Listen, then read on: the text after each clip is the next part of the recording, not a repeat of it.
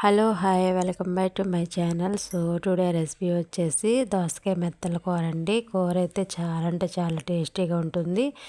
అస్సలు నీచు వాసన అనేది అయితే రాదండి. సో మెత్తలు అయితే చాలా టేస్టీగా ఉంటాయి.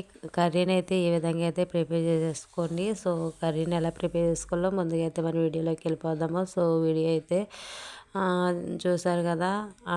గ్యాస్ పైన ఒక మందపాటి ప్యాన్ అయితే పెట్టేసుకొని కర్రీ సరిపడా ఆయిల్ వేసి ముందుగా జీలకర్ర కరివేపాకు వేసి వేయించేసుకున్న తర్వాత ఆనియన్స్ వేసుకోవాలండి. ఆనియన్స్ వేసుకున్న తర్వాత సాల్ట్ పసుపు వేసేసుకొని అవి చక్కగా ఫ్రై అయ్యేంత వరకు ఫ్రై చేసుకున్న తర్వాత దానిలో వచ్చేసి టమాటాలను యాడ్ చేసుకోవాలి.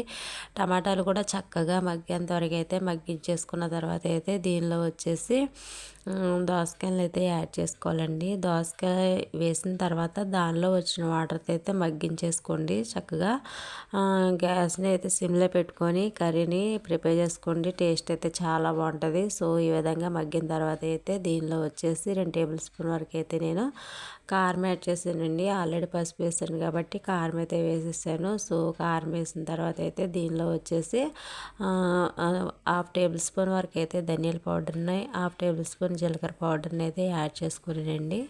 1/2 టేబుల్ స్పూన్ గరం మసాలా కూడా వేసేసుకొని మొత్తం అయితే ఒకసారి కలిపేసుకోవాలి. మొత్తం కలిపేసుకున్న తర్వాత దీనిలో వచ్చేసి టీ గ్లాస్ వరకు అయితే నేను వాటర్ని యాడ్ చేశాను.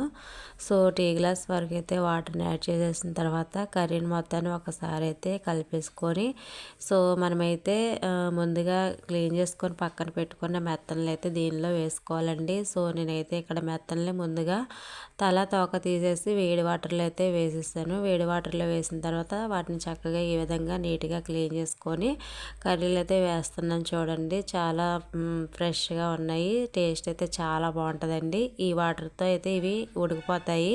సో ఇవి ఉడుకుతున్నప్పుడు అయితే దీనిలో కొంచెం కొత్తిమీర అయితే యాడ్ చేసేసుకోండి. కొత్తిమీరని యాడ్ చేసుకున్న తర్వాత అయితే ఫైనల్గా వచ్చేసి దీనిలో కొంచెం అంటే కొంచెం అల్లం వెల్లుల్లిపాయ పేస్ట్ని అయితే యాడ్ చేసుకోండి. కర్రీ టేస్ట్ అయితే చాలా అంటే చాలా బాగుంటుంది. సో వీడియో కానీ నచ్చినట్లయితే మీరు కూడా ఒకసారి తప్పకుండా ట్రై చేసేయండి. అదేవిధంగా ఛానల్ సబ్స్క్రైబ్ చేసుకోవడం మర్చిపోవద్దు. లైక్ చేయండి, షేర్ చేయండి. బాయ్.